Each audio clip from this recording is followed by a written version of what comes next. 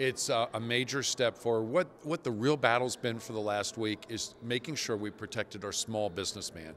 Mom and pop stores, whether they be restaurants, whether they be beer distributors, that's been a fight. And I think this bill is getting to the point where there's at least some assurances that they can stay in business, that they will be able to compete, that they will be able to succeed. There's still a couple issues that need to be dealt with over in the Senate after it passes, and those include, should the state be in the wholesale business or out of the wholesale business? There's pros and cons.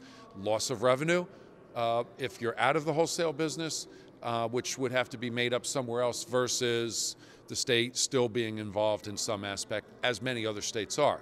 The last issue that needs to be addressed from my point of view is what type of outlet should be included.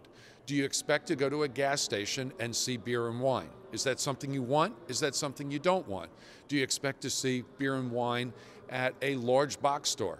Again, something you want or not. I think most people want beer and wine in grocery stores, and this allows for that to happen. So a major advance for the consumer and for the Commonwealth. These stores will be in private hands, and then we'll see how the rest unfolds.